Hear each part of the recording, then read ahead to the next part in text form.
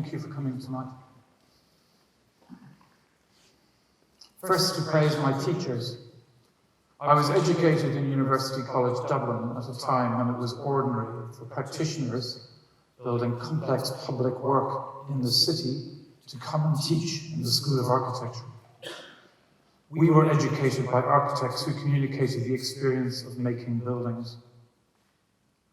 Shane McLaughlin, Robin Walker, Yvonne and Shelley of Grafton Architects, John Toomey and Sheila O'Donnell. They brought their own tales of working with Corbusier, Mies, Louis Kahn, Hilbert-Seymour and James Stirling. With mentors like these, it would have been remiss of me not to make something of myself. My subject today is time and the way that buildings embody this elusive medium.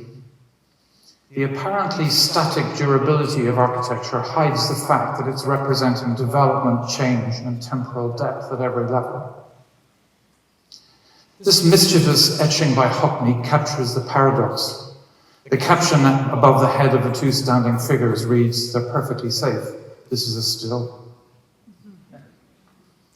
I inherited a legacy from the history of modernism in which architecture was understood as being the authorship of unique artifacts that, in their use of industrial igneous materials like glass, steel and concrete, in their transparent showing out of structure and materials, in their direct expression of present purpose, and in seizing the spirit of their unique time, could achieve a transcendental state, one that reflected back on their creators.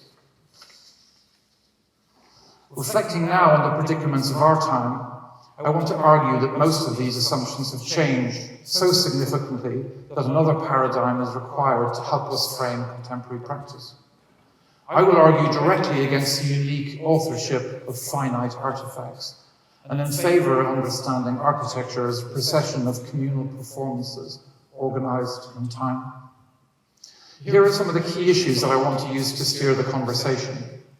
First, the change from igneous materials to those with low embodied carbon, for example, stone, wood, and earth. The process of their creation, use, interpretation, and decay is fundamentally different.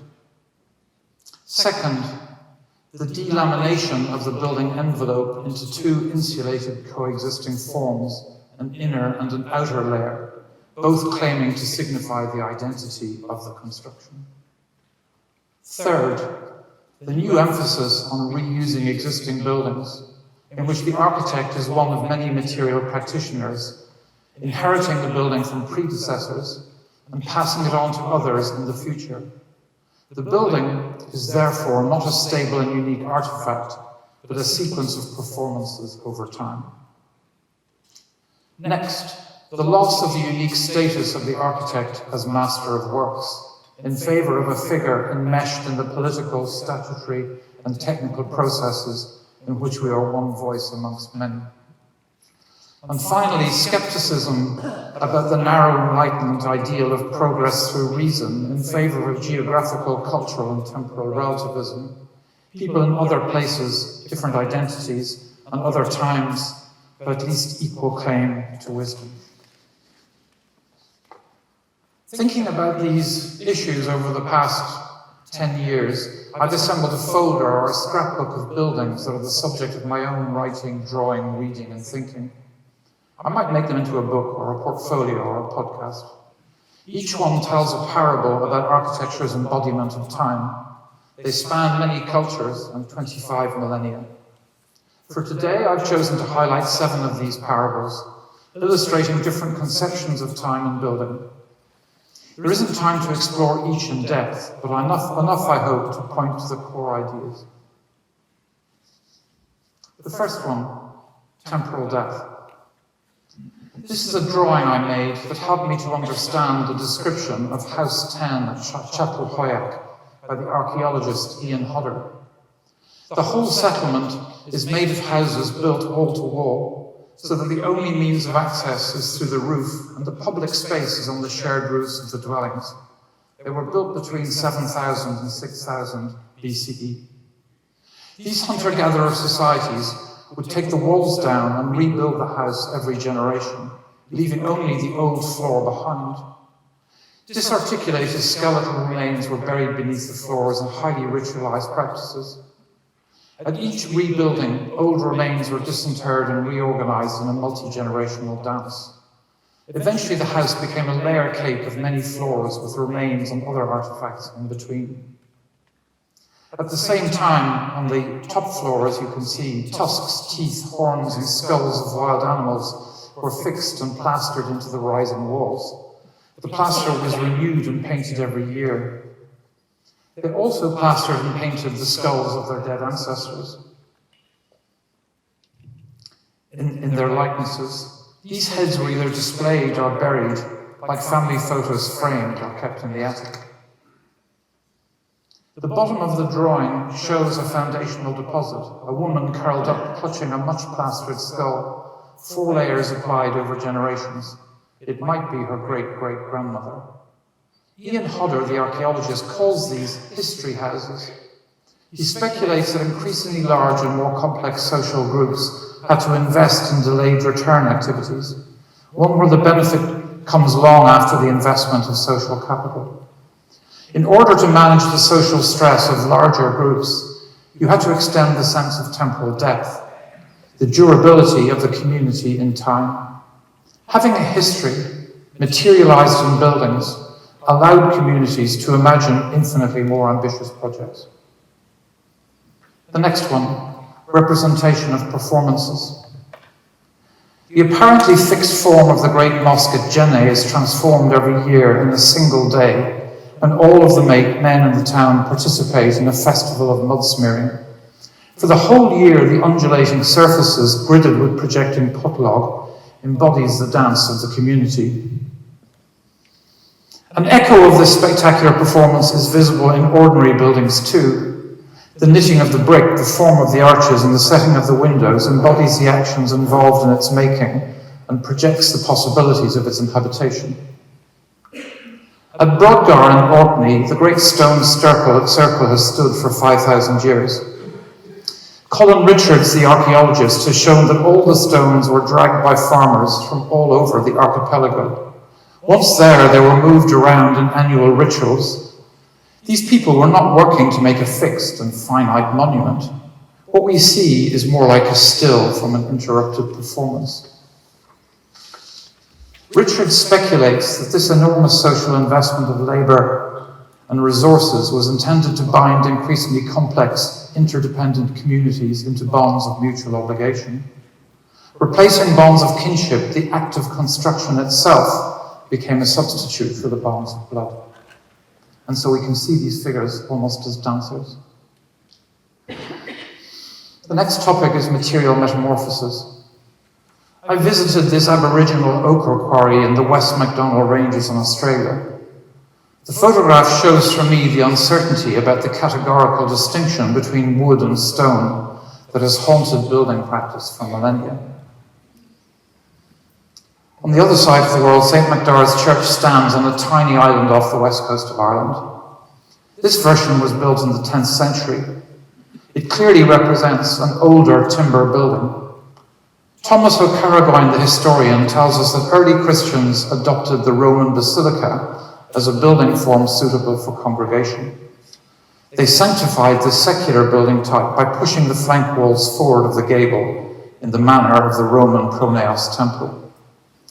These buildings in brick from Lombardy were copied by English monks for a stone building in Canterbury, which was then in turn copied on this tiny island site in a timber church by Irish monks. The timber church inherited the pronaos details from its stone and brick cousins, but added timber crossed rafters to bind the gables together.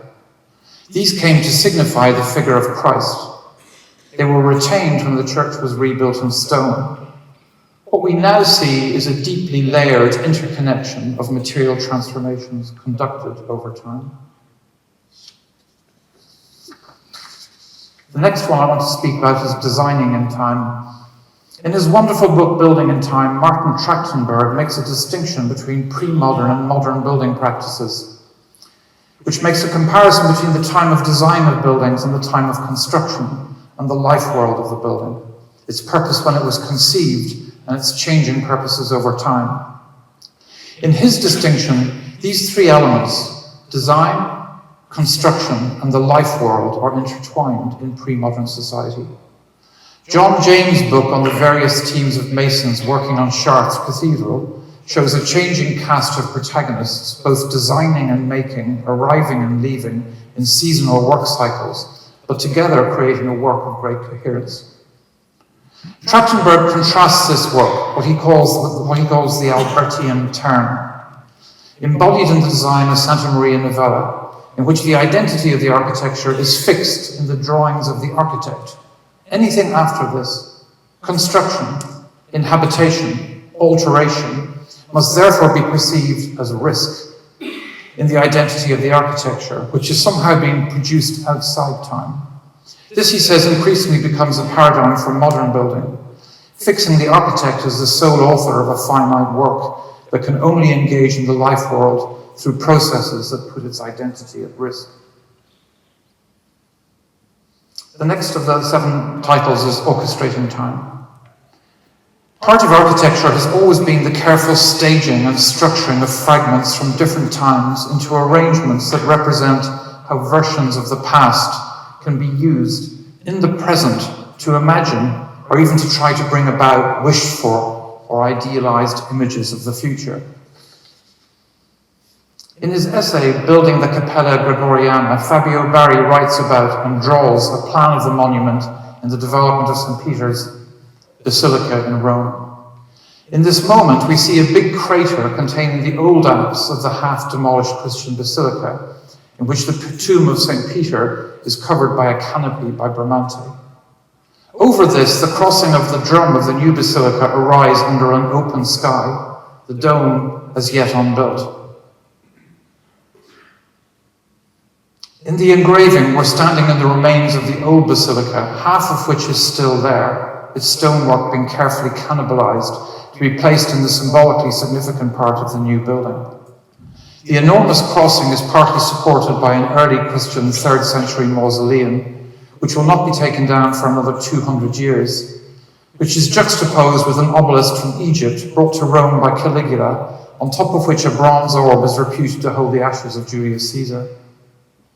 Into this ruinous gorge or defile, a new chapel of Gregory is built in exquisite marble, suspended, glowing in the raw brick and dust, and it contains the remains of the 4th century Christian St. Gregory, transplanted to the site to embody Pope Gregory's own memorial and his aspiration for a reunified Christian realm. Imagine standing there below that glowing golden cavern high up on the brick cliffs around you. This will be my next drawing. In a poem written about Della Porta, the architect, Juan Verona writes about an imagined future in which this building site is a ruin. So whatever you build, raise, and everywhere pile up, let it collapse once its cycle has been completed in the very image of the ancients. My next title is Fixing Time, and this is a building in London which I love. Darwin's biographer, James Moore, described the facade of the Natural History Museum in London as an essay against Darwinism. Alfred Waterhouse built it under the careful direction of the director, Richard Owen. Owen fundamentally disagreed with Darwin on the principle of transmutation, the possibility of new species emerging through gradual change under natural selection over extended time. So in the Waterhouse facade, every strong bay is a box in which creatures from that fixed, immutable phylum are represented. None can escape, and each is shown within their category in splendid isolation. The whole building works within this system. East of the entrance are all the extinct creatures frozen in a fixed past. West of the entrance, all of the extant creatures are depicted. With regret, I can say he had no mechanism for creatures which migrate west to east as they go extinct. These drawings by Waterhouse show his designs.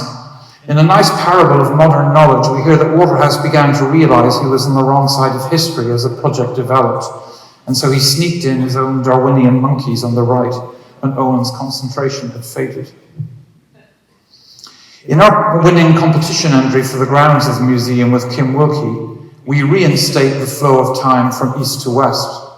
We propose removing the plaster cast of Diplodocus from the hall and placing a bronze cast at the eastern entrance, surrounded by the tree ferns that he would have grazed on. A gradually arising path towards the main entrance is flanked by a wall that shows our geological history from ancient times to the present. As you pass the entrance, you move west into the present and future nature. And finally, regimes of time. Alice mentioned my interest in Mies, and I wanted to bring that back to the subject I'm talking about. Mies van der Rohe's German pavilion in Barcelona for the 1929 World Fair was, in the words of its commissioner, intended to represent the spirit of the new Germany, a social democratic state, the peaceful base of our own appeased Germany. Fritz Neumeier, Mies's most perceptive critic, described the experience of walking around the building as a measured mediation on the infinite. Mies himself, in a lecture, described the primal activity of building a house in its situation as the exemplary eternal. It is this dual representation of the activity of building with the representation of the eternal that sets up a paradox in the building. It is intended to be simultaneously measuring time and yet beyond it. A short summary of my own exploration of the temporal regimes in the building are devices that appeal to a timeless Arcadia, cross-cut with the language derived from neoplasticism, this being Mondrian, an aesthetic language dedicated to representing absolute time without beginning or end.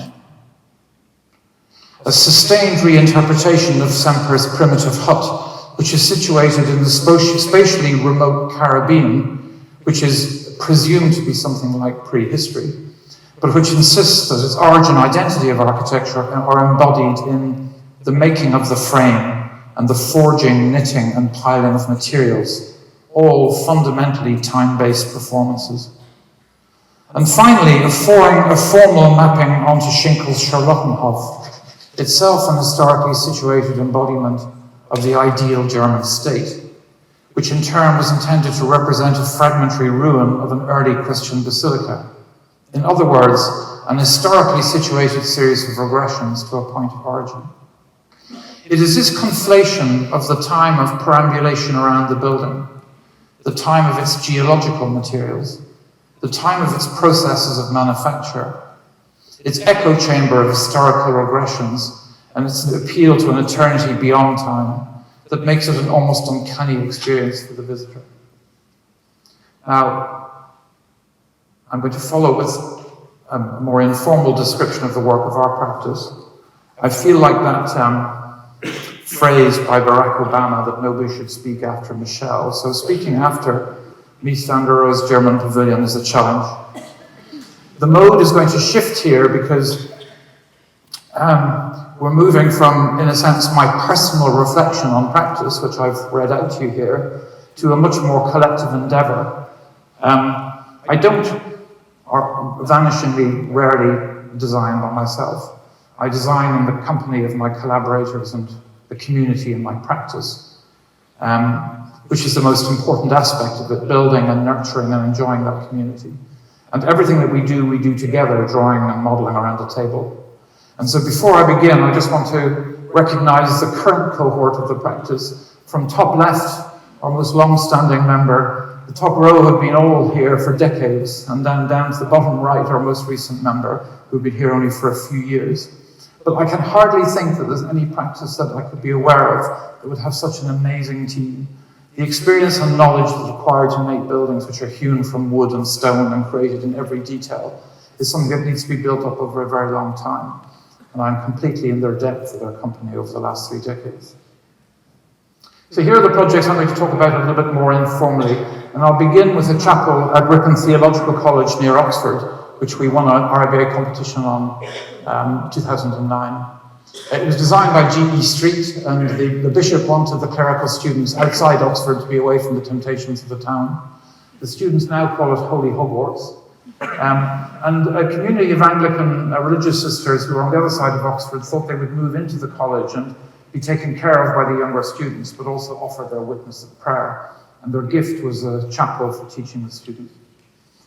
And I began by just drawing the 2 liturgies of the Christian Church, Liturgy of the Word and Liturgy of the Eucharist, surrounded by an implied congregation in a cut in the land beneath this beech tree which is on the brow of the hill.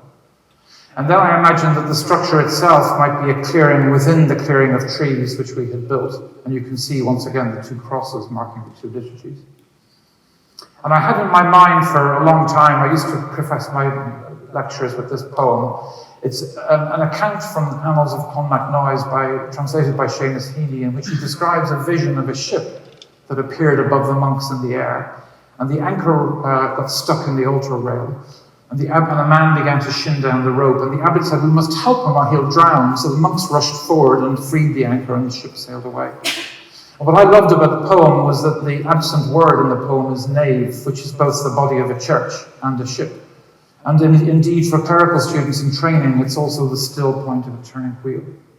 And so we drew this image, or I drew this image under the tree on the brow of the hill, of this kind of double architectural image that the congregation in the chapel are both beneath the ship looking up at it, but they're also implied by being in the ship among the masts. It's a kind of a dual architectural image that we wanted to create in the chapel. And finally, a little sketch to say that all the light that would come into the building would come through the tree canopy, and therefore this kind of clear story like a carousel at the top of the building. We needed to make a chapel in the manner of an Oxford collegiate chapel, where the benches are antiphonal, praying back and forth. But the priest who described this bent his hands a little bit and said he wanted a better sense of community. So we drew that, and it was an ellipse. This is the way we work in the practice. These are scans of sketches that were piled on top of each other when we were working. But I remember the moment when our ellipse was contained in a box, which contained all the ancillary facilities. And Tim suddenly said, "Why don't we just get rid of the box?" And suddenly we had this free ellipse with strange bits, which were the ancillary things clamped onto it like barnacles. And that connects you into other buildings that you know. The top row is an interesting procession from Schwartz's St. Michael's in Frankfurt to Zumter's St. Benedict Chapel to our chapel at Cuddesdon, where the relationship between the ellipse and the supporting columns moves from Schwartz's on the outside of the wall to Zumter's just inside the wall to ours where they're free, creating an ambulatory between them. This development of plans and time is something that I love. And I love the way in San Vitale in the bottom right that the ancillary facilities are clamped on in this kind of aggregated fashion. So under the trees, we have this section here, which is a stiff masonry ellipse with a clear-story window and a freestanding timber structure inside it. And the congregation are held in the timber structure, creating an inner world within the wooden structure, and yet within the building an outer world which is conceptually endless, which is the white walls of the container. And we see it here that the structure, the ceiling always parts company with the structure at the 2 points of the ellipse. And so you get this space that opens up between the clear story windows, the ceiling above and the top of the structure below, implicitly creating a within and a beyond, which seemed to me to be central to religious worship. And we can see the building here then situated, the entrance aligned with the trunk of the great beech tree, the ellipse sitting just within the trees with just one little snout poking out through a gap in the trees. And these different things aggregated onto the side of the building, a prayer room for the sisters, a little shrine with a window, a place for the Blessed Sacrament, and the toilets and sacristies, are just informally clamped on. But in the center of it, you have the sort of symbolic geometry of the liturgy, with the altar and the lectern at the 2 points of focus of the ellipse. And we made this little model. This is Mariah wearing it. So she's got headphones on with a computer digital model of the acoustics. So when you speak or sing, you hear yourself doing it in the chapel, and then you can wear the whole thing like a hat. And then we could take it out and give it to the clients and bring them out under the trees and experience the light coming through the tree canopy. This nice drawing by Price and Myers shows you that relationship between the stiffness of the masonry form and the freestanding timber form. And it was a lovely moment when I visited the site. You could walk up and just slap the columns and they would all tremble all the way along. But once they had tied the spurs at the back onto the timber window, onto the stone window mullions, the whole thing tightened like a bicycle wheel.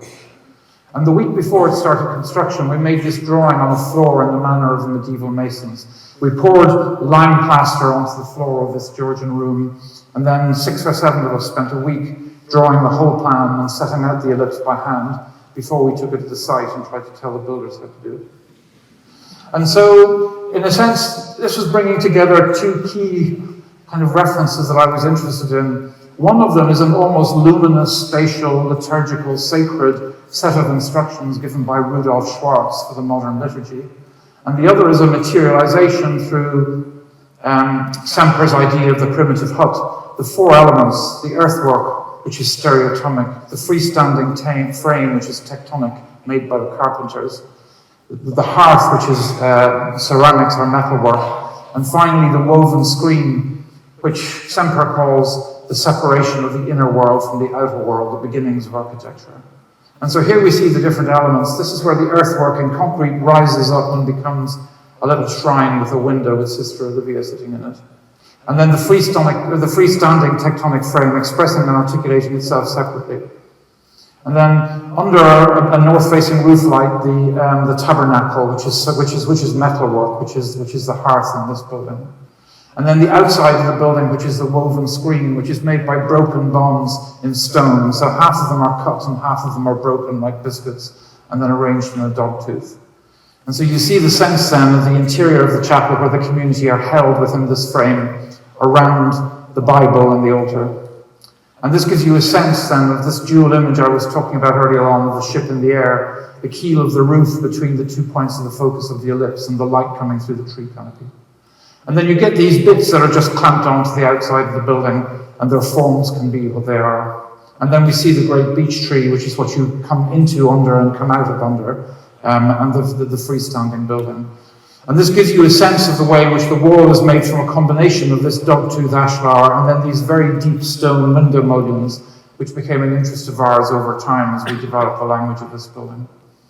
And here we see that issue I wanted to talk about, where the light is coming in above the structure but below the ceiling, giving you an implicit within and beyond.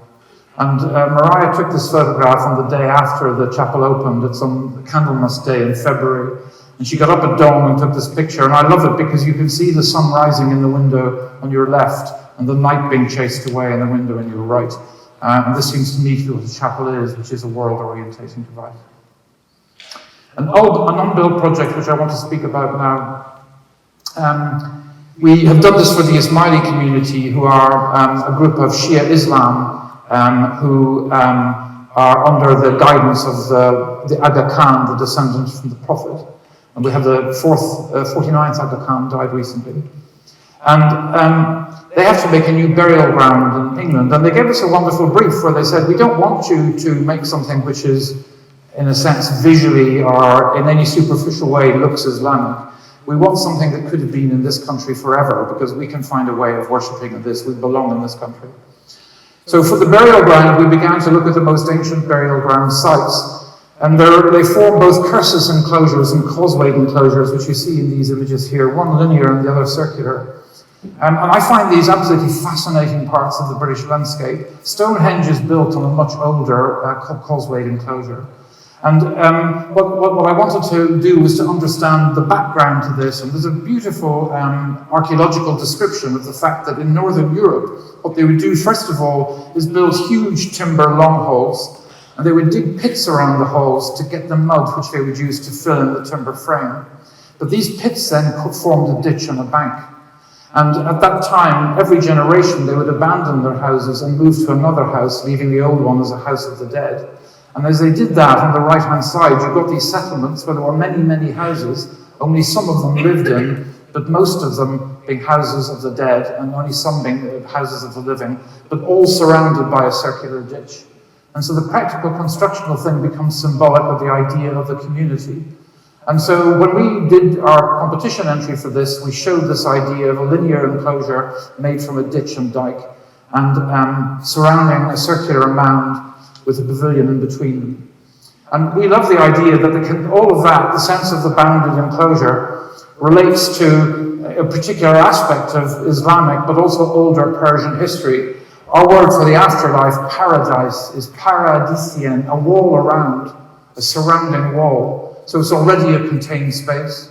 And in Islamic culture, this one from Afghanistan, we see the four rivers of paradise dividing up the contained garden, and all of the profusion and beauty of God's creation contained inside it. And the site we were given has got this wonderful old champion oak tree.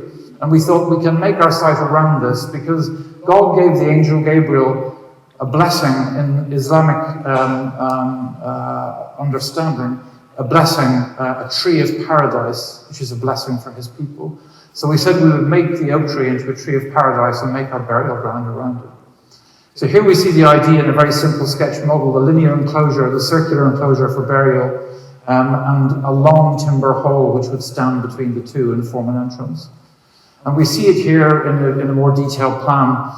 On each side of the timber hole, there's a place for the living and a place for the dead, and it takes you through into the circular enclosure. And you can see the tree of paradise in the middle, and if you have sharp eyes, you can see this furrowed landscape, which working with Kim Wilkie, we're putting in place, which is orientated towards the Qibla, so that in the morning and evening light, when the sun is almost horizontal, you will see this kind of striping of the ground, which points towards the Qibla. And then the landscape we're making is just digging these ditches by the sides of the roads and the burial grounds and lining them with trees, which, as Kim says, are the trees that any farmer would put there. And this one, which is taken from Hampshire, shows what they will mature into over time. So just to refer another building which we've made a number of years before, which is a really simple hut over a lake. And I love the idea of an irreducibly simple framed hut. And we thought this would be a good thing to refer back to these timber longhouses. And so our sketch was for something like this, that the dead, when they're brought, are cleaned using no chemicals by a voluntary committee. And they're brought out for burial that day. The voluntary committee come at 5 o'clock in the morning, have a cup of tea, clean the dead and lay them out. Then they're wrapped in linen and buried by the community. There's no professionalization of the task at all. And I love the idea that these bodies just dissolve back into the ground. And we thought, well, let's make a building that will dissolve back into the ground in the same way. So it's made of wattle and clay and thatch. And everything in it is something that if you leave the building alone and stop tending to it over time, will simply dissolve back into the earth like the bodies. And you might imagine sometime in a remote future when it's like the causewayed enclosures that we showed you earlier. And so here's a simple plan. Arriving at the building, you can get out under a canopy. Most people will walk, but for the older or people with less mobility, they can drive up and be dropped off under this canopy. And if you're living at a living mourner, you turn left into the reception area. In the morning when the body is brought, it turns right into the preparation area, which has then got a small family room. This is a process called gushul, which is the preparation of the dead. And then the dead and the living come together again in the central prayer hall space, which is an extension of the canopy. So this gives you a sense of the road leading up to it, and the great sort of thatched roof which will go out over the top. And then when you turn around, this is the prayer hall inside, which is a very simple prayer hall with a clay floor and a carpet laid out for the people who are praying, where the body can be laid out in the front. If you turn around, you then have a framed view of the burial ground. And then this is the last image, which is looking up the hill towards it. You can see the burial ground in the distance. We won this competition, I think, in 2020, and it took 5 years to get it built. It's been through an extraordinary protracted planning process. And we've just last month heard that it won that appeal. And Charlie Banner, our great KC, is somewhere in the audience. So thanks, Charlie, for getting us through that. But it's now going to be built at Farnham, so that's a really positive development. The next project I want to talk about now is the Garden Theatre of Worcester College. I mean, it's one of the most beautiful sites that you could work on. And towards the bottom right, you can see the existing buildings of Worcester College based around a three-sided court. And the water you can see from bottom left up is the River Isis, the Oxford Canal, and then a beautiful artificial serpentine lake. So it's a kind of water world that you're in. Our building is overlooking the cricket pitch to the left-hand side, and it's beside a building built in the 1980s by Richard McCormack, which is a pretty decent building. And what we've done is to extend the lake, as you can see in this drawing here. So it's a ring around the McCormack building and leads up to our own building. The original lake was built with a weir at the base of the three-sided court. And I like the idea that the three-sided court, the lake was almost filled by this. So we would fill the lake at the other end from our building. Sorry, and then this is the view through that three-sided court. There's wonderful architects, Hawksmoor and Keane, who built these buildings. Like all things in Oxford, it was going to be a grand monumental court, but they couldn't afford to do half of it. So it's an old Benedictine monastery on one side and this neoclassical building on the other. But you can get the sense in the right-hand image of the view across the lake back towards the Provost House. So this is the McCormack building, and I thought it was really interesting. And the whole back of that building had been completely neglected, and it was bins and bike stores and all of that. But I noticed, and I'll just point to it, that he had made this. I'm not sure if that's working. pressing the wrong button. He had made this, there we go. He had made this tiny little gate lodge at the end of a street, which he presumed would allow him to make a symmetrical building on the far side. But once again, being Oxford, no one gets to do that. And so there were some other different buildings afterwards built by another architect. But we wanted to make a square here, which would join the McCormick building to our own building, and to connect through to the lake. There's lots of pipes underground, so we have two pools which borrow the geometry of the McCormick building, but allow it to connect to our building. And this is our building here. And the idea of it is an auditorium which can be either daylit or blackout under this beautiful ring of trees looking out towards the cricket pitch. A dance studio here, which operates like a proscenium overlooking the water, which eventually fills the lake. Two study rooms, and between them a kind of an open loggia which looks out over the cricket pitch so you can watch the game. And between it a kind of pergolid court, which is connecting to an outdoor pergola and an indoor timber structure, feeling that you're between the daylit space of the theatre and the cricket pitch beyond. And that gives you a strong sense of the relationship between the building objects and this kind of pergolid space in between, some of which is roofed and some not. And you can see in this bottom right-hand side of the image that because it's a flood zone, that everything has to be raised 1.5 meters above the flood zone so the water can flow under the building. But this gives you a lovely elevated platform from which you can watch the games. And I made this drawing at the concept stage to try to understand that sense of being on the saddle, being in the balance between the outdoor space of the gardens and the cricket pitch and the indoor daylit space of the auditorium, and the idea of this being a garden theatre, and that the balance of daylight on each side of you is such that you feel you're in this kind of shaded pergola between two brighter spaces. And the big timber doors, which you can just close over when you're having a lecture to turn it into a darkened space. So this is the plan in detail. I think I've gone through it enough, but this is the kind of open area that's used for congregation. And on big events, the audience flows out into this foyer space, and for the literary festival, they flow out into the garden. And this gives you a sense of the way in which we develop some of the stone language of the mullions in the chapel to create a more complete architecture from these deep stone fins. And you can see then the pergola overlooking the pitch with the amphitheatre rising above it with its clear story. And then that space that I tried to draw, it's deliberately aligned on a beautiful specimen tree here, which holds the kind of lateral aspect of this space. The pergola on one side and the daylit lecture theatre on the other side. Then this is the lecture theatre itself. The speaker has a nice moment. They can press a button on their lectern and the blinds come down and all the doors close on a magnetic catch, so it goes from light to dark in a kind of theatrical moment. And the donor was very exercised about how comfortable people would be during a long lecture.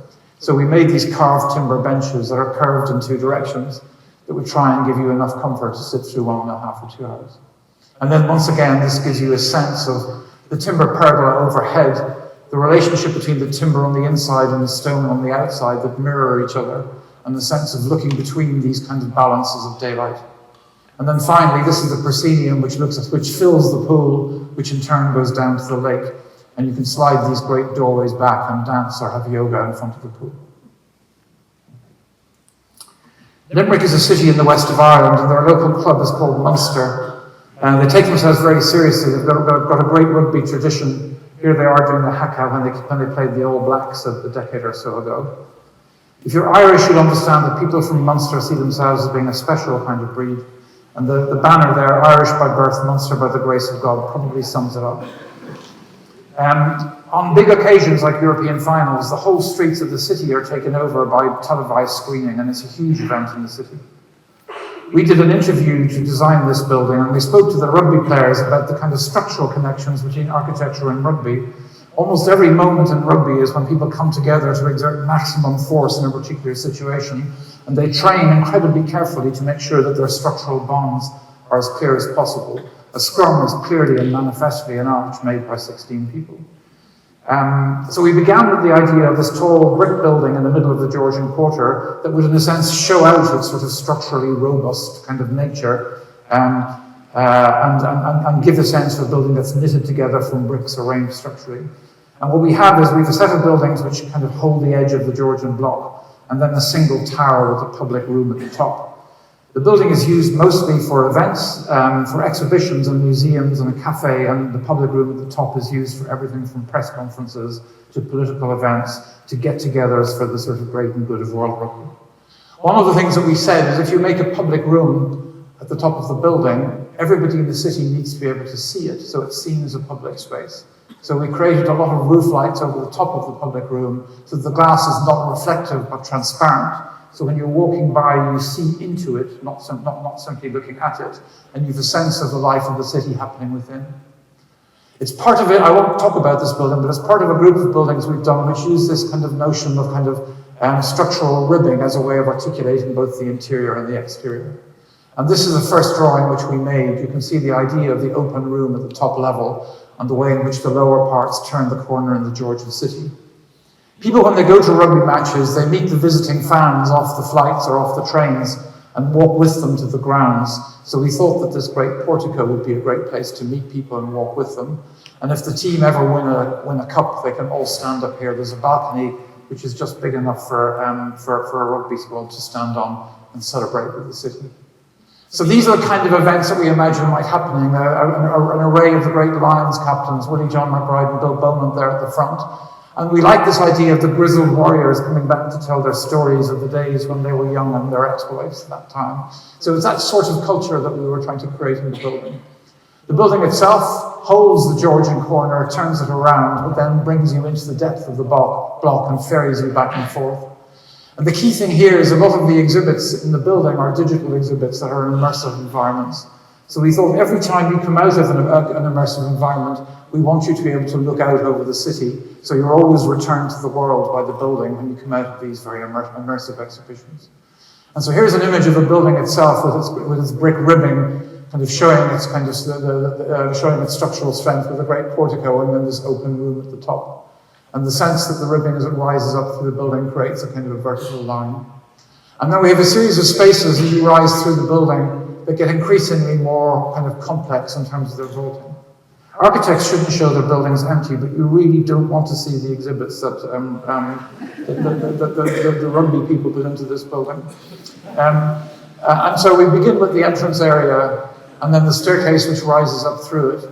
And then the vaulting, as I say, gets a little bit more elaborate as we rise up through the building. We have this space here, which is one of the intermediate spaces on the way up.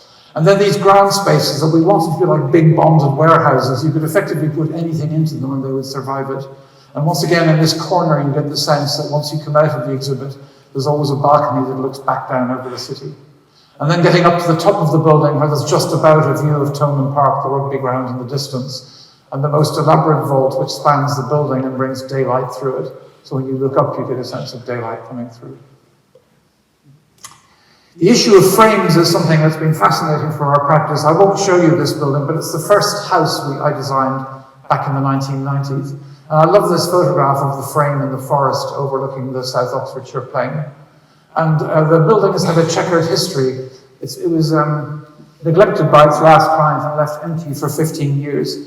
And so we've just come back to it now, and our new client wants us to refurbish it after more than 25 years.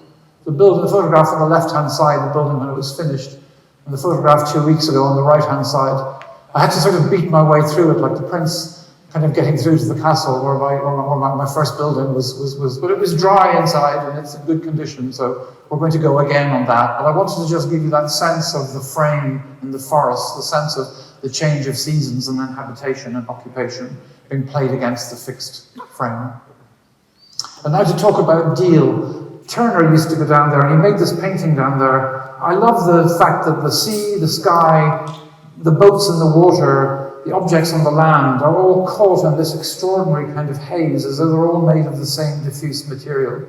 And that sense of the whole world dissolving is something that T.S. Eliot put very well when he went down there, where he said, "On Margate sands I can connect nothing with nothing." And this is the world that our building was going to be put into. The Goodwin Sands, which are just off the coast from our building, they have a ceremony where they play cricket when the Goodwin Sands appear, and then they get rescued at the last moment and taken away. A decade ago, an old Dornier bomber from the Second World War just appeared one day on the top of the sands and then disappeared again. And our building is about a quarter of a mile out into the channel, facing onto the Goodwin Sands, into this world that's kind of constantly dissolving. This concrete pier is the third pier that's been built there. The others were washed away. And the cafes every now and again get inundated by storms. And I was reading Moby Dick and I saw this wonderful image of the whale skeleton that became a temple. And I thought, wouldn't it be beautiful to make a building that's like the whale skeleton, where the structure of the skeleton is something that you know intuitively has evolved through the forces in the environment, which is the whale's environment.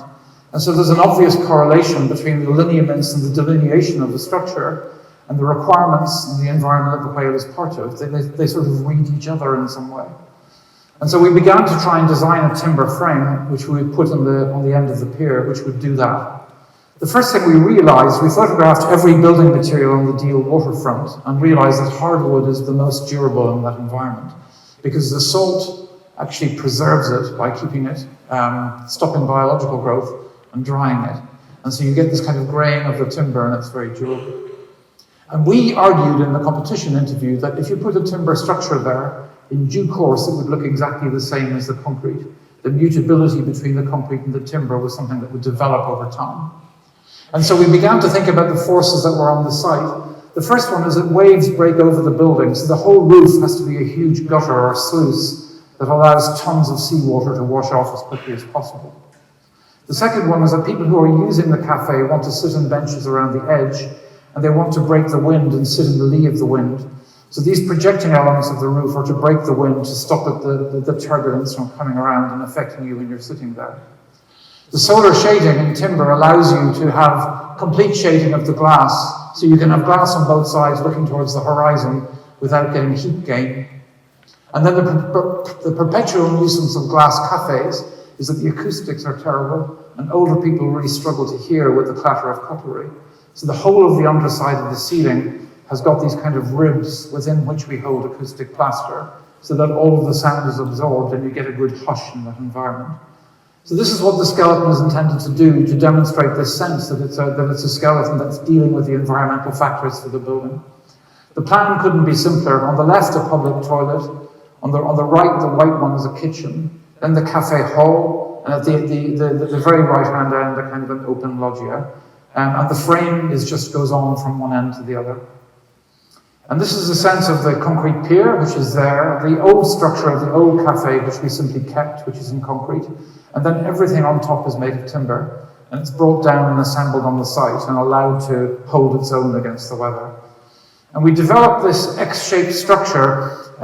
It's a bit anachronistic to say it, but it was the experience of seeing the structure that allowed us to design the chapel. I'll talk about that in a minute. But the sort of scissors-shaped structure, which has got an upper and lower structural element, is very strong and very stiff. But also it allows you to have a lower area of the room which is kind of cozy and contained, and then an upper area which light floods into. And it's this V-shaped zone here that I became fascinated by, because it's both structurally very strong, but also it allows light in above the sort of lower horizon of the room. And we really enjoyed that. And we wanted to make it like a proper barricade, like tough, solid bits of timber. So these are the different elements coming together. And here you can see the glass going through to the horizon, and the benches where people who don't want to pay for a cup of tea can just have a picnic. And you see right through the building to the Goodwin Sands. And I love this photograph here because the mutability of timber is completely evident. The structure which went up first has already gone grey, and the other materials which are put on afterwards are varying in terms of the speed at which they're weathering.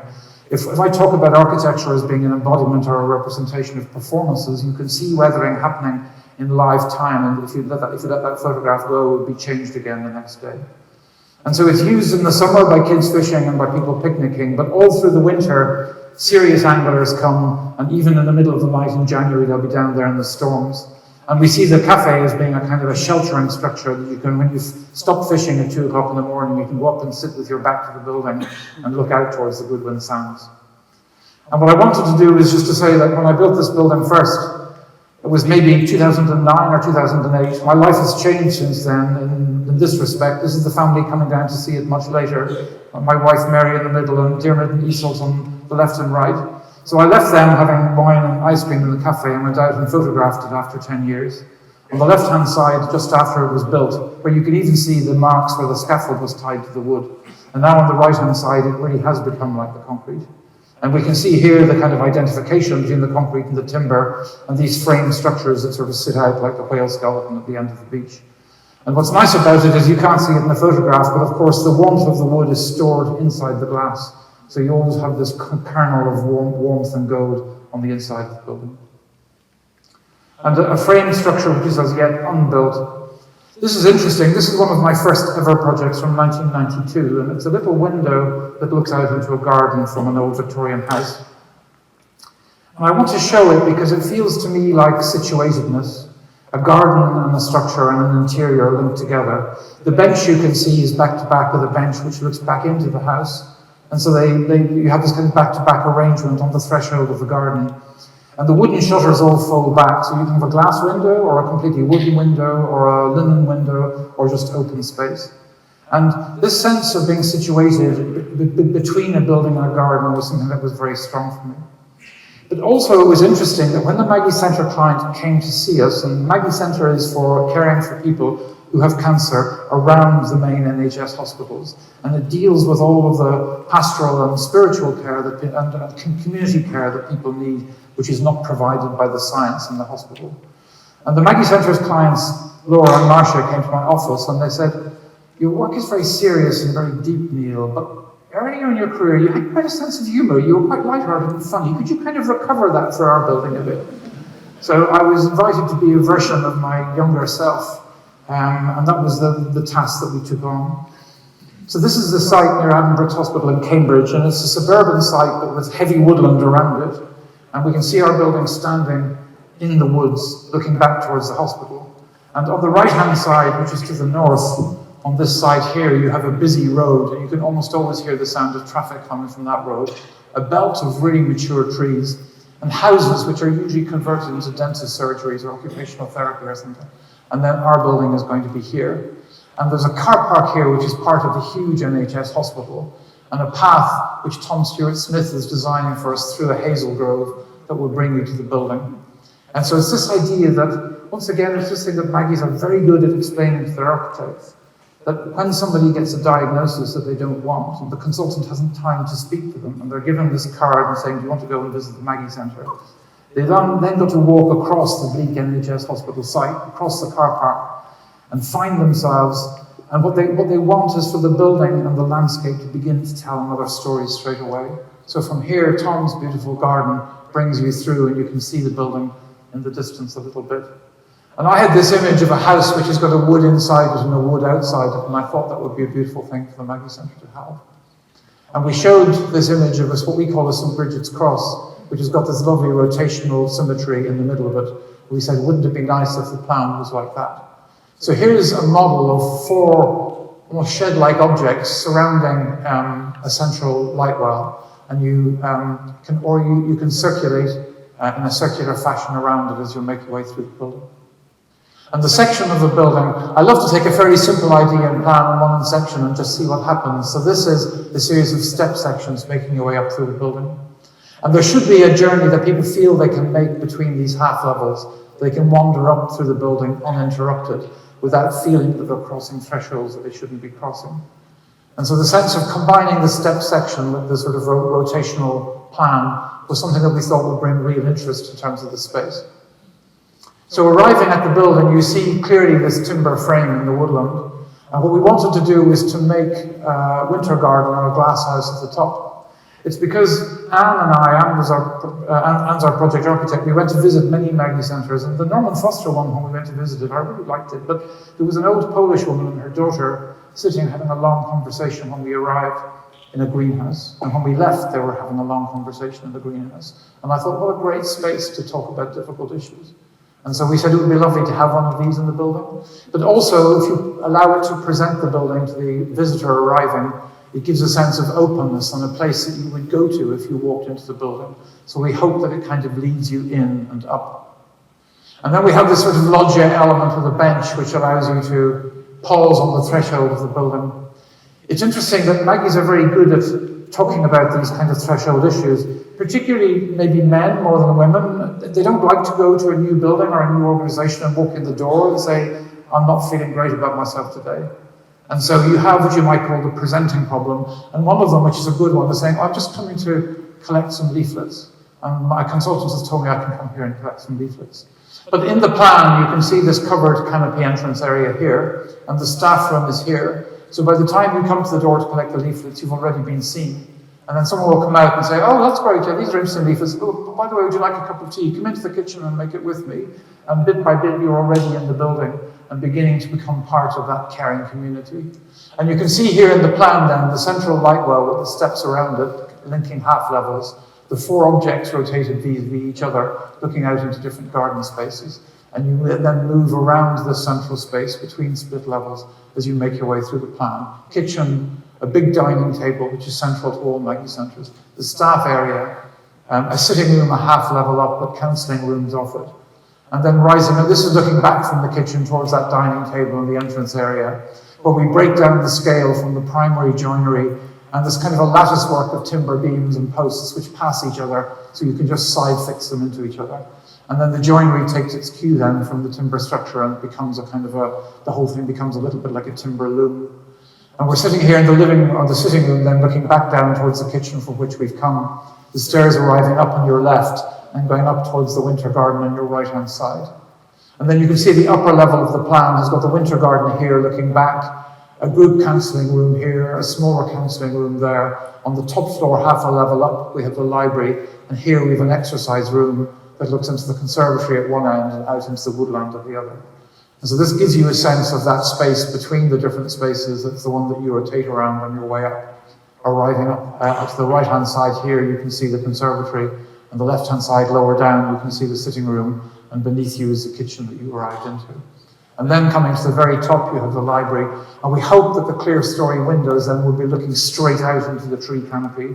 So all you see is the kind of branches and leaves of these mature trees as you rise up into this space. And so this is the kind of space we wanted to make, which has got a little stove in it for the colder months, but otherwise operates as a winter garden. It's a garden within the building, but also a space that can be used for additional counselling. Speaking about this idea that I talked about at the beginning, about buildings which pass themselves on over time, I think this is an interesting example of that project type, which is becoming more common and invites out a completely different response. This one here is West Court for Jesus College in Cambridge, and in the early 20th century, they gave part of their plot to the Wesleyan community who built a college there. And at the end of the 20th century, early 21st century, the Wesleyan community gave all but this bit of it back. The three-sided court was designed by Morris Webb in the 1920s as a classic Cambridge court, three sides and a railings at the front looking towards Jesus Lane. But since then, in the 1970s, a substantial new building with some student accommodation and a multi-storey car park was built to turn that three-sided court into a quadrangle.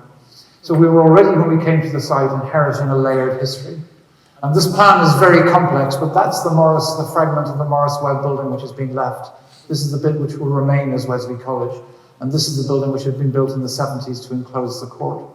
And our job was to turn this building into a new conference centre and auditorium, to refurbish this building and the library to make it for studying rooms and tutorial rooms, to create a new cafe here, which looks out over the parkland and the pitches, which is for the whole of the college community to come together and to feel that there's an open space that they can all congregate and have coffee during the day. And then a further two phases, here connecting Marshall Court, which is a residential building the college owns, back to the 70s building, back to the 20s building, this auditorium, this little atrium in the middle, and then connecting it to a future phase, which we haven't built yet, which will be the foyer for a music auditorium, which will sit here and enclose a three-sided court, which will in turn look out over the recreation grounds. And the third phase, an archive and a yoga studio for some indeterminate point of the future. So we won this architectural competition, I think in 2014, and we worked primarily on this, which is a completed phase of the project.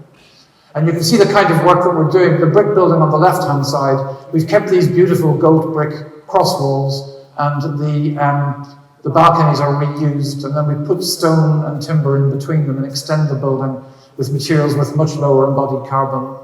And this kind of species confusion between timber and stone is kind of enjoyed here, the stone on the base, the brick walls, and the timber rising above, which will then weather naturally and change over time. And you can see an almost mathematical or musical game being played in portions as we rise up through the building. On the other side of that building, looking onto the courtyard, we did the same thing. You can see these remnants of the old brick walls. You see the stone capping here, there's a stone capping there, and placing these large timber elements between them to make student rooms and passageways and so on.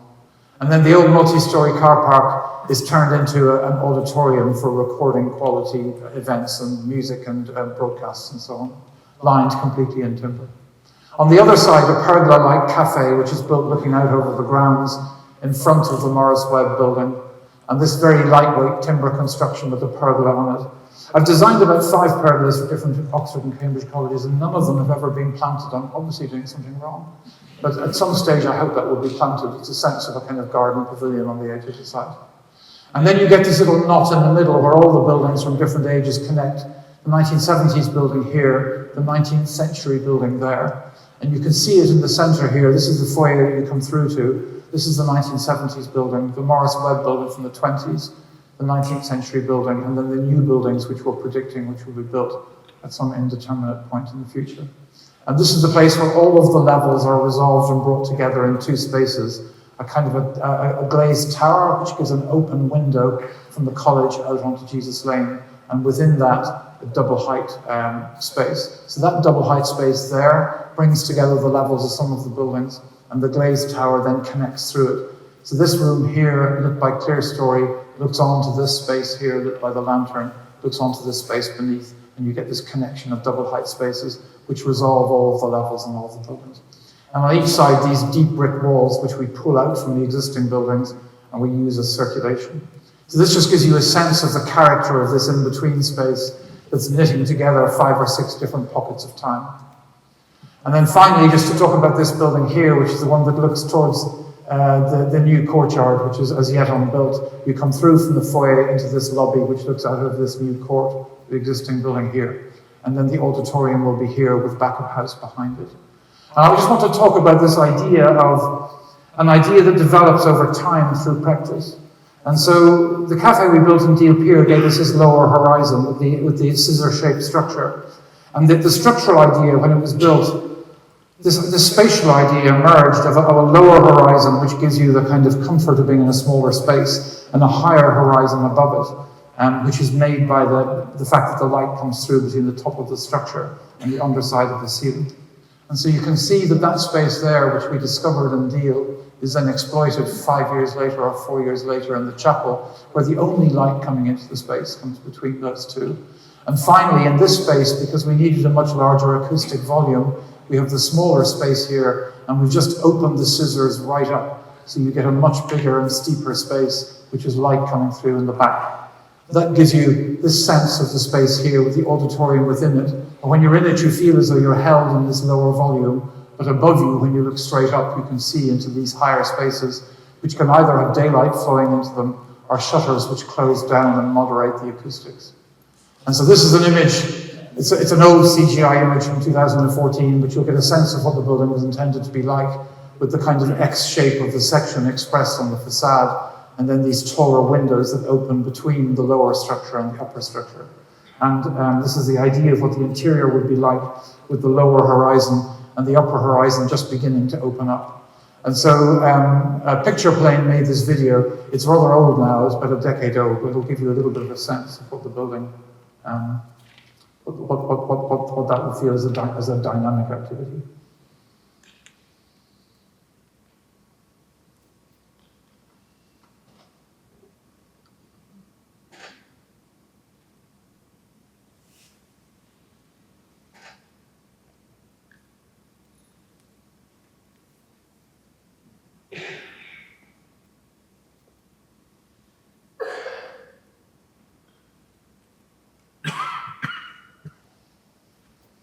Giving my voice a rest. Another building that deals with extended time is a faith museum we've done at Auckland Castle. I mean, this is an extraordinary site. Jonathan and Jane Ruffer bought it about just over a decade ago.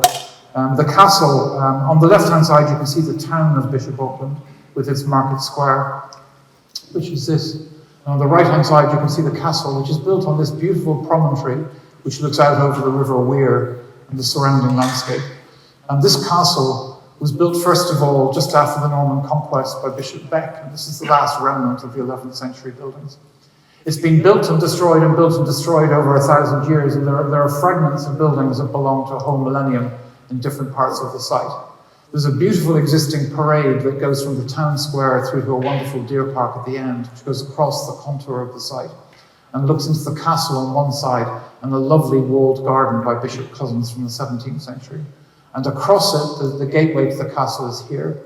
So these bishops were bishops condottieri. They were both bishops and warriors, and they were there to look after the spiritual needs of the people and to keep the Scots at bay.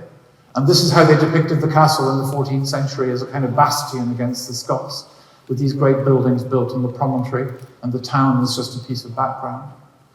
Our own project for the site was initially a master plan with different architects working on it, but we designed two buildings, a welcome building here with a viewing tower, so you could look down on the whole castle, and this building here, which is a faith museum. I've only time to talk about one today, so I'll show you a quick image of the tower, but I want to speak about the faith museum here. This is a linear structure that is connected to the old Scotland wing, which is here, which used to hold the Scottish prisoners during the wars that they had at the time. And so these two buildings together, we worked with Purcell, who are the conservation architects, to design a new faith museum. And the theme is 5,000 years of British faith in Britain. It goes back to the Neolithic. This is the kind of expressive frame of the timber building with the tall tower. And then taking you through into the castle, the timber building is here, through the gateway. This is the extension that we're doing, and the long, narrow Scotland wing. And of course, the problem for us, which I'll talk about in a moment, is how do you have a secular building that deals with the issue of faith? Just to talk also that Pip Morrison designed this very nice garden here, where the archaeologists have recently dug up the old walls of what was a substantial... I'm sorry, got ahead of myself. Oops, going the wrong direction again. What was a substantial church on the site. So taking that, we have the building which stands looking over the parade here with the gateway and the tower, looking down over this wonderful wall garden. And just to refer to this building, which we had done about 8 years earlier, which is a kind of a monolithic megaron type building with these closed forms on one side and open gables on the other, into a collection of 5 or 6 objects which made courtyards. This is down in the west of Ireland, but we really enjoyed the relationship with the really deep walls of the masonry and the really fine edges that you could get, and the kind of carving of voids and solids out of that. So we were determined to continue that theme in a new building. But here I was particularly interested in what I've spoken about before, which is the material transformation between timber, brick and stone in MacDara's chapel. And we had set our students a problem about these two buildings, which both begin in the 7th century, and the fact that one of them has the crossing of the rafters as a symbol of Amaterasu, the Shinto god, and one has the skeuomorph of the crossing of the rafters as a figure of Christ, the Christian god. And what is it about two disconnected human cultures that could make the same symbol? And we felt that what begins is that there's a practical requirement to bind the rafters. And when the replacement technologies mean that you no longer have to bind the rafters, the profile of the rafters is such that it's become a sacred symbol and gets retained in the architecture nevertheless. And so it's this transmission through time of the elements of the building that they hold into themselves that we're fascinated by. But it helped us to solve a problem about a sacred building which was about no particular faith, but all faiths at once. And taken together with that, we were fascinated by the history, the record of now lost timber buildings in Britain and Ireland, because all of those early medieval buildings have gone, but you can see them in these reliquary boxes from England, or this beautiful page from the Book of Kells, where Christ has reached his arms out and is obviously holding a pair of cross rafters there. You can see them in the book. He seems to be clutching the cross rafters at the top of the gable, for which this timber building had them. And so what we wanted to do was to, in a sense, use this as a symbol of the way that human cultures create emblems of the sacred. So the technical drawing on the left-hand side is very demanding, with a metal roof that sheds the water beneath, and then this almost monolithic, open jointed stone structure in the roof. And our stonemason made this lovely drawing on the right-hand side when we were at a meeting with him, and you can see the scale of the standing figures telling you how big these elements are when they're built on site, these huge freestanding stone elements. So this gives you a sense of the parade through the gateway, the pronaos form I've spoken about coming forward, sanctifying the secular museum, and then the idea of the crossing of the rafters being emblematic of of our need to make symbols from practical purposes.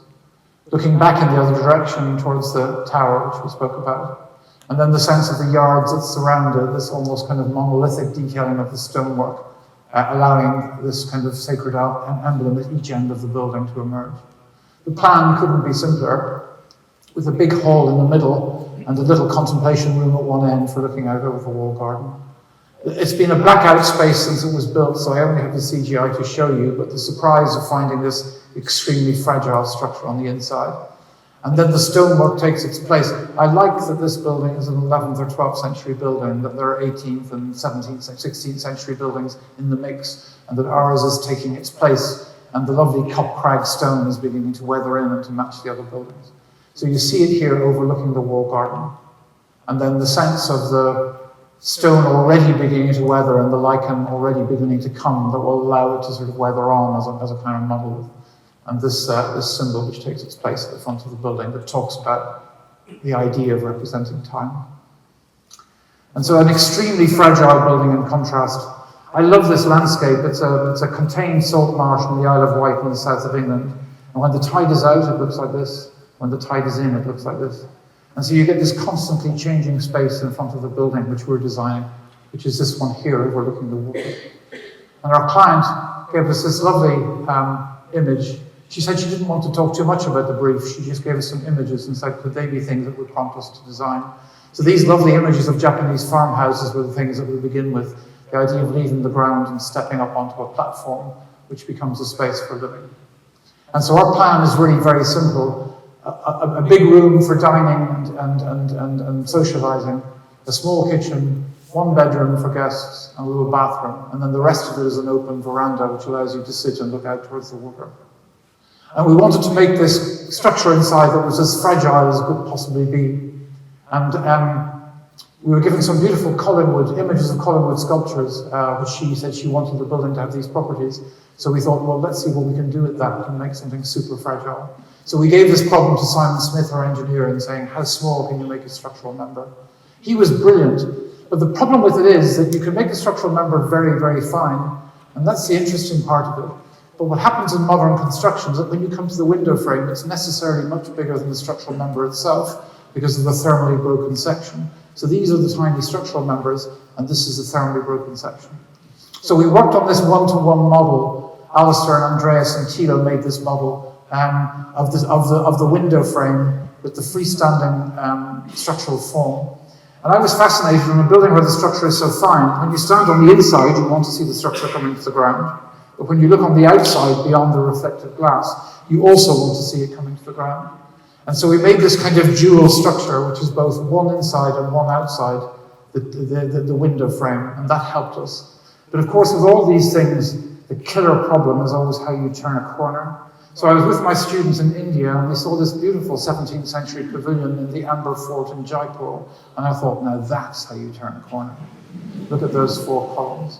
So I embarrassed my students by lying on the ground and making this sketch of the elephant capitals and the columns turning the corner, which allowed us to come back and to make this detail here with the 4 columns, and the glass just passes right through them, the window framing here and here, these being the 4 columns, and an L-shaped piece of double glazing.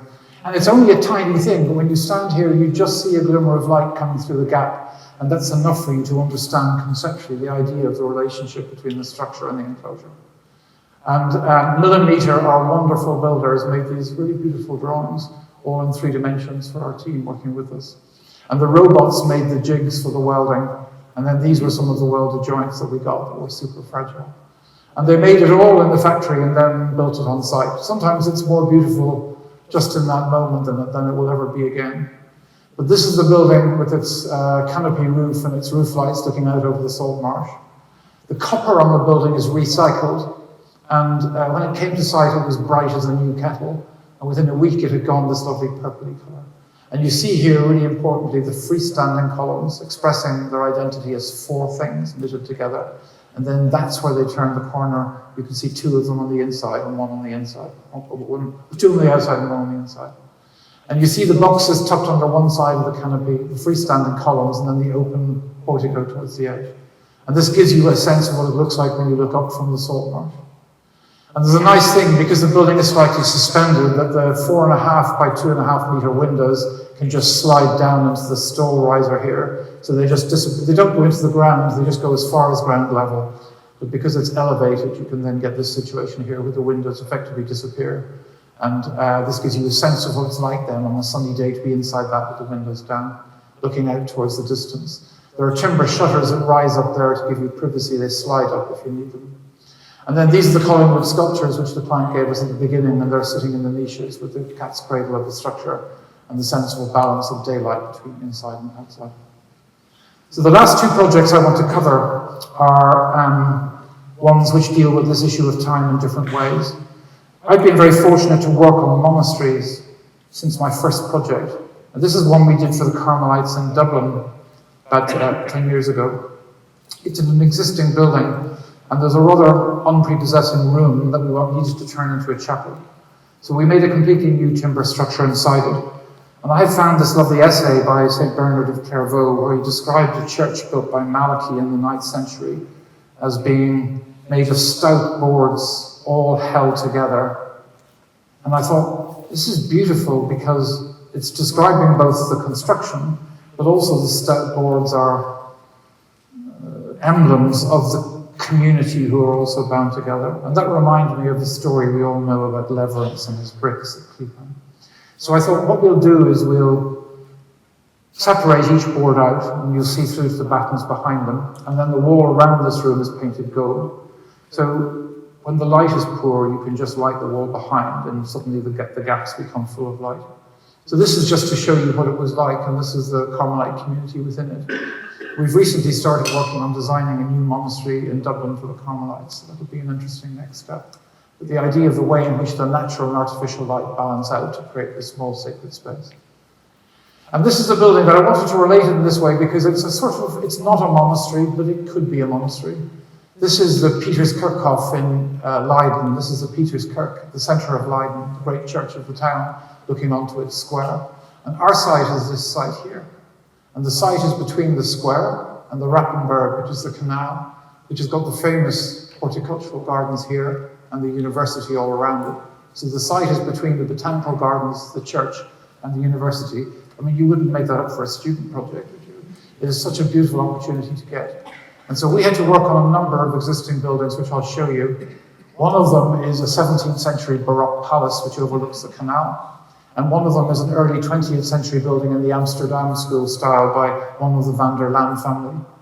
And so we had these other buildings in the site dating from the 17th, 18th, 19th, and 20th centuries. And we had to link them together. Our clients have got a beautiful collection of art from the Netherlands, the Low Countries, and the Rhineland. And they want to place that in the building. But significantly, they want the building to be used for other things as well. So they want to use it for education, reusing the old school building, which is here for education. They want to use it for digital outreach, broadcasting the collection and Christian ideas around the world. They want to use it for musical performances in these rooms here. They want to use it for the display of the art in different ways. And they want to use it for dining on occasions when there's music and art brought together. So the idea of it is this kind of building, which is almost like a monastery, but not, which houses the collection. And this is just some images of the building that we've developed over the last 5 years. It's been a very slow process, given the level of protection of all the buildings around it. And we've taken the basic motif of the crow-stepped gable and turned it into a three-dimensional form, which is then realized in different ways over the buildings. So this is the end of the 18th century building, which we put a new facade onto. This is the 20th century Amsterdam school building. This is a new building which we're designing, and then this is a building that was there that we've taken the building down, but left the very ancient walls at the front of it. And so it's knitting around these different pockets of time. So this is looking into the entrance court, where the new building is now on the axis of the church, looking from the square. And there's this idea I want to develop of, if you look in that window there, you see into the gallery, and through a window at the other end into a courtyard.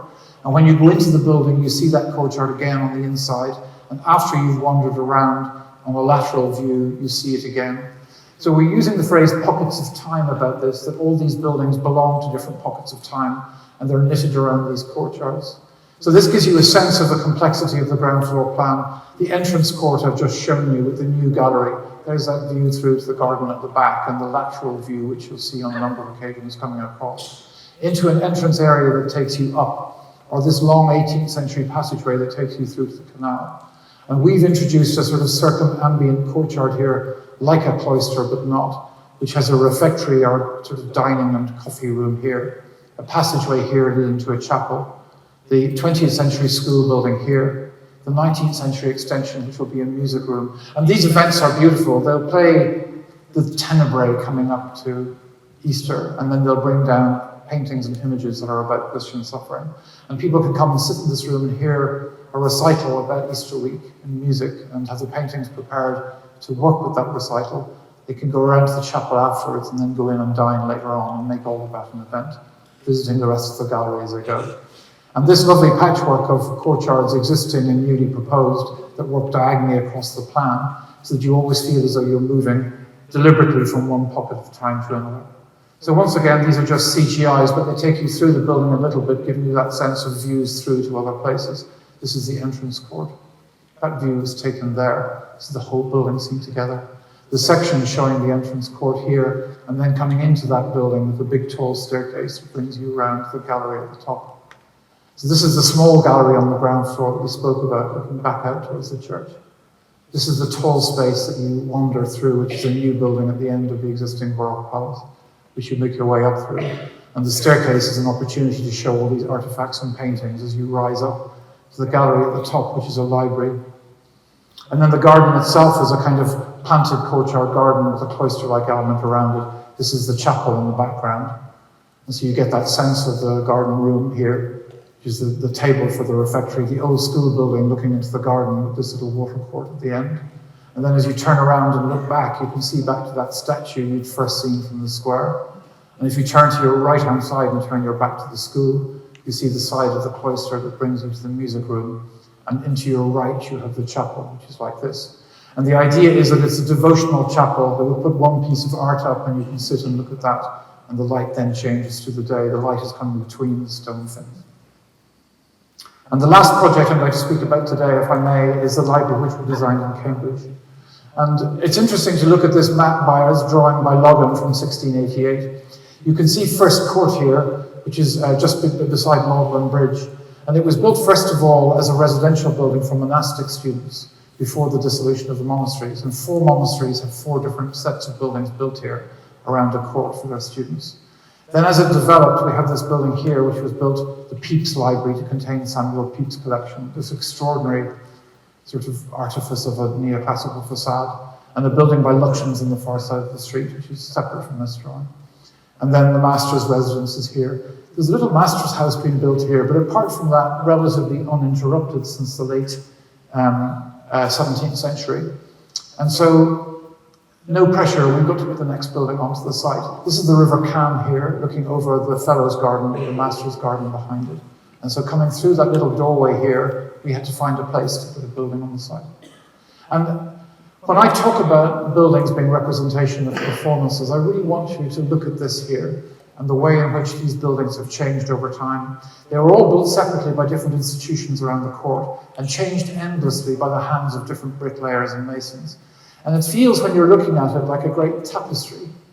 And it also feels, I mean, it's a feeling, but it feels like you're hearing a big, deep musical chord when you're standing in this courtyard. The sense of the layers of performances of people who've made this court over time, being present in the materials of the courtyard. It has this lovely one after the other quality that older buildings have, that they show you what happened then, what happened next, what happened after that. And you go through this gateway to Second Court, which is where the Pepys Library is. And that's the first court, through to the second court. What we've done is to put this little gateway here. There's a 300-year-old yew tree, which was planted at the same time as Pepys gave his collection. And so we've made a new court around the yew tree and placed our building here. And the step section is to protect these existing trees. And the library then looks out from its entrance here under the shade of the yew tree, looking across the lawn towards the river at the top. And so the building is implicitly a journey from the shade of the yew tree to the light at the top, with the views of the light coming off the river. And just to talk about the kind of history of plans in our buildings, as a student I visited Hertzberger's central Bahir, and you can see this tartan grid with this combination of squarish elements creating an AB-AB rhythm in two directions through the building. And I loved the kind of labyrinthine kind of sense that the building gave, and this sense of being contained comfortably within that labyrinth.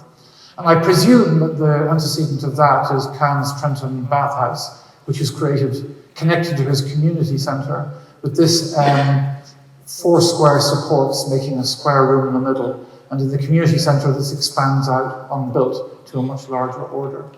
And I had read Frampton's beautiful essay on Louis Kahn, where he describes his influence from Frank Lloyd Wright and the Larkin building, and this idea that the structural forms of these towers here are taking the weight of the building down to the ground, but carrying the warm air up. And this kind of countervailant physics of weight coming down and air going up, I thought was really beautiful. And I thought I'd love to make a project out of that. And so here's the very simple model that we made with square chimneys, which carry all the warm air out of the library in the deep plan. And they are the structural supports for the building, made from load-bearing lime mortar brickwork. And between them, these lanterns that bring the light down into these spaces in different ways. The weight coming down and the warm air going up and the light coming down. And it forms this kind of natural matrix. And the key thing about that, we talked about it in the Maggie Centre, that you play a different kind of section against the plan. So the relatively static nature of that plan is cross-cut with the section which has got 1 bay in plan and a triple height space. And then that's A, and then B is the stairs. And then 2 bays in plan and a double height space. And then you go back to B again, which is the stairs. And then 1 bay in plan, three bays in plan and a single height space. So the figure of the section rotates from horizontal to vertical as you move down through the building, and each of these spaces overlook each other diagonally to give you that dynamism in the otherwise static composition. And you can see this relatively rigorous organization of the structure around that. So the environmental diagram is showing how all of the warm air is being brought up and vented out through these chimneys. And importantly, the whole of the top surface of the roof is an acoustic absorbency layer, so that you don't get that problem with multi-story libraries of space, of sound pattern around. And then the environmental and the sort of structural are brought together into this element here, which is the 3 brick piers stitched together with little precast stitches, and then the glue lamp structure resting on that, and then the CLT structure resting on that, and then the air is taken up and through out into the chimney. So we call this the hashtag when we were building it, but it's where the whole loom of the building comes together at the center of one of those places. The ground floor with a long picture gallery and an archive store in the base. You come in from under the yew trees, and the librarian's desk is here, and you have the triple height space.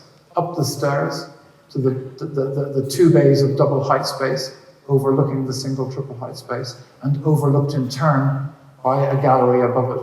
All of the rooms around this central space are quiet rooms, some of which you can close off completely for group work, but ones which are little places here for very shy students who want to just sit with their back to everybody and look through a tiny shutter out into the river. We have this one here, which we call the prima donna desk, which is for people who really want to be seen studying, overlooking the triple height space. But you can sit at tables or in groups. So the psychology of the reader is given as many opportunities as possible to find a place that suits them. Then you get to the top with this long gallery which looks out over the River Cam, and then you get this tartan grid coming across, and you're looking over this void and then over this void again. And the top then, the whole kind of circuit diagram is as clear as it could possibly be on the roof. And that's what it's like as a built structure with the chimneys, the fire vents, the lantern roofs, and then the gutters, and the light coming through on all 4 sides of these lanterns. And one of the real pleasures of this was Historic England told us we had to match the brickwork of the 17th century building. So we got 17th century brick modules in the whole thing. And then looking at the way in which the colour of the brick tells you about where it was in the kiln when it was burnt. We have 26 different specials in the building, which are all handmade in these pieces. And if I want to talk to you about architecture being a material manifestation of performances, I can think of nothing better than this.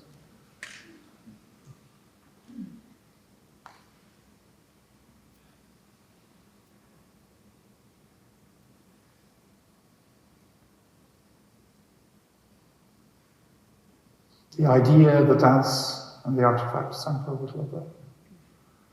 And so these are the drawings that we made with the tapestry of special bricks coming together, and you can see that this drawing is a drawing of these chimney pieces which are at the top of the building. And we like this idea that the timber chimneys and the brick walls give you then these gaps for oak windows.